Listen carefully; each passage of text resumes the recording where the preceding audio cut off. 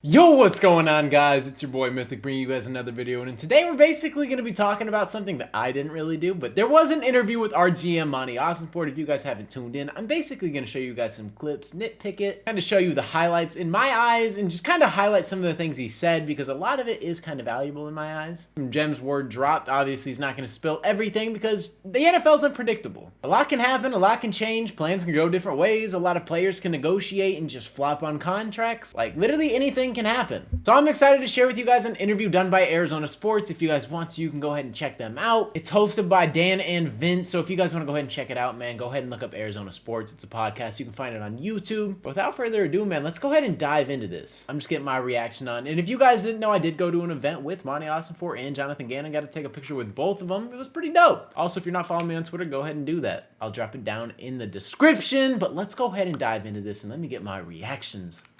You guys did a great job of laying down a new foundation, a new culture, charting a new path. What did you accomplish in your perspective last season?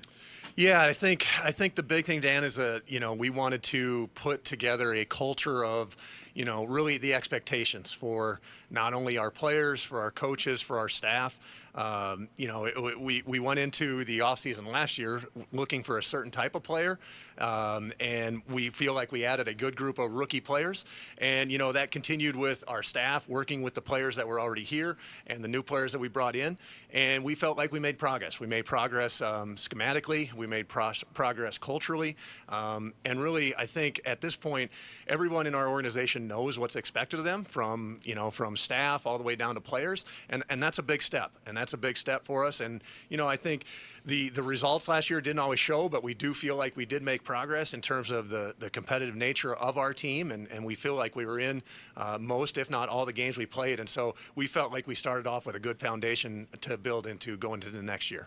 And I know you guys aren't here to listen to me yap. Obviously, it's more for Monti Ossenfort. And I didn't conduct this interview. I would have loved to ask him a lot of questions. Like at the event, it wasn't open Q&A. But even at the event, he did touch on something very similar, saying that this team is very tough and they take the identity of Jonathan Gannon, their head coach. And a lot of people do think Jonathan Gannon does lean towards that dorky kind of side, but I think Jonathan Gannon is perfect for this team. He's just a great head coach. I think he's a great leader. I think he's able to get people to buy in, which not a lot of head coaches can do. There's a reason a lot of these guys are one and done, and Jonathan Gannon is still here after a 4-5 win season, because not only does this team play tough, but they really ride for each other. There's been a maturity leap from a ton of players, Kyler Murray included on this team, and if you guys have watched the Cardinals closely, you have probably noticed the exact same thing. The way Monti has drafted this team and established a great rookie class in his first year has me super optimistic, because we have 7 picks within the top 100. That is ridiculous. I think Monti Ossenfort through free agency, which he'll touch on in just a minute, and I'll kind of give you guys my thoughts on that, and the draft is going to excel and bring in a ton of talent, and I just can't wait. But let's go ahead and get back to the video. Now this is kind of your time to shine. Outside of the season, you've got free agency, and of course you've got the draft. You've got a lot of capital in that draft. Outline how are you looking at this process? Do you expect to be active in free agency? Are you going to use one to supplement the other? With a broad-based look at what your viewpoint is going forward. Yeah, and I think this offseason has been, it's been refreshing since, last year was such a whirlwind. Everything was new, and I had really been here for about a month last year, and we were a couple weeks into having JG on board, and so, we were trying to play catch-up, and we were, trying to implement processes, and so this year, really the timeline of everything that we've been doing has been in place. So, last week we had a week of our out-of-town scouts were in, and we had our week of draft meetings. This week, this morning, actually, I'm going to go in. We're going to finish up unrestricted free agency meeting with the coaches. Next week, we'll be in Indianapolis. So, our processes and timelines are now laid out in the order that they should be laid out in.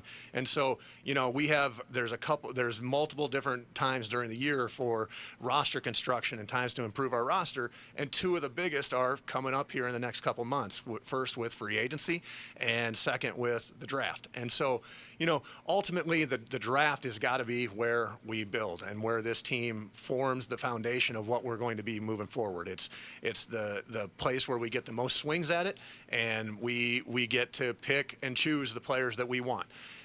Free agency is also another big area where we are definitely going to be active in free agency. What does that mean? I can't spell that out for you right now. I don't know what that means, because we don't completely control that, right? There's a market, and there's players that we think are going to be available right now that 2 weeks from now are not going to be available. So, free agency is full of unknowns in that respect, and also, there's dangers in free agency. Free agency, the nature of free agency is you end up overpaying, and that's how it works. And it's full of mistakes. Now, that's not to say that there's not things that you can fix there, right?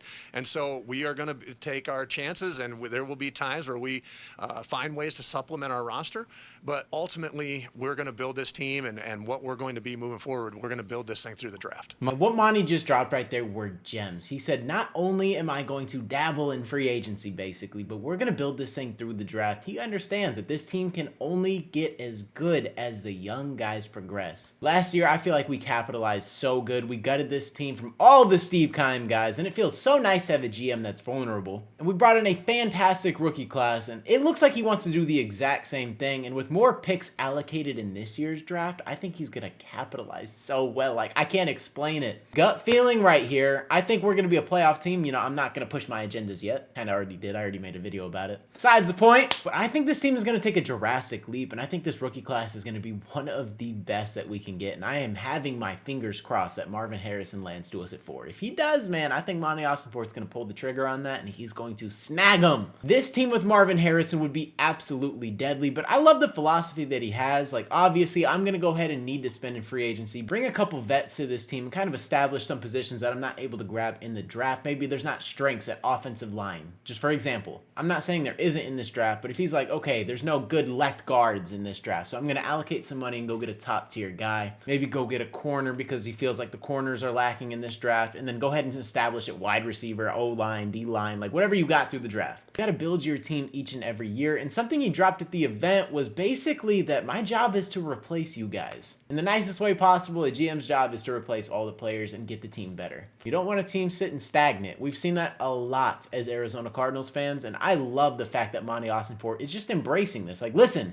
my job is on the line every single day. If I don't get this team better, I might get the X. But at the same time, I don't want to replace you. He's probably built a lot of relationships with these guys. Doesn't really necessarily want to cut ties, but it is a business at the end of the day. So if you're not performing to the level that you need to be in the standard, then you're probably going to get gone. I mean, D-Hop got cut. Isaiah Simmons traded last season. If you're not the guy he's looking for, then he's going to part ways, and it's that simple. So you got to make sure you're on your A game. Got to make sure you're staying sharp. I feel like Monti Ossenfort's going to get us to the right place and take us to where we want to go. And he even ended saying that he wants to bring, and he will not rest. His words exactly. He and Jonathan Gannon will not rest until a championship is brought to the Valley. We need that here in Arizona. Arizona sports have been dry. The Diamondbacks made the World Series last year. Lost. Suns 2021 finals run against the Milwaukee Bucks. Lost. Cardinals last Super Bowl appearance in 2008. Lost to the Pittsburgh Steelers. We need something to hoist. We need a Lombardi trophy. We need something. And Monti Ossenfort, I believe in you to get it done. Jonathan Gannon as well. I'm going to mention his name. Kyler Murray, Buda Baker, James Conner. I feel like these are the building blocks that are going to help Arizona skyrocket. And we are finally going to establish something other than being a poverty franchise. Let's get this thing turned around. Let's go make the playoffs this season. I'm pumped for the 2024 season. I can't even begin. Words aren't even there. The draft isn't over. Free agency hasn't started. And I am ready to lock in. I'm not even playing either, and I'm ready. Get this thing going. But with that being said, man, that is pretty much going to wrap up today's video. If you guys ended up enjoying, consider hitting that subscribe button. I know this video is kind of odd for me. It's basically just a reaction video, so shout out to them for conducting this interview at Arizona Sports. Fantastic interview. Love to see Monti Ossenfort just kind of be open about everything and just kind of how the whole NFL process goes and where he's going about it. I loved hearing that interview, and let me know down in the comment section below what you guys picked up from this interview. And if you watched the full thing, let me know. And I mean, shout out to my guy, Bubba. He's the one who recommended this video. So shout out to you. Without you, this video honestly wasn't going to happen. So appreciate you for linking it. Appreciate you for showing support on the channel as well. With that being said, man, that is pretty much going to wrap up today's video. I hope you guys did enjoy. It's been your boy Mythic. Peace out.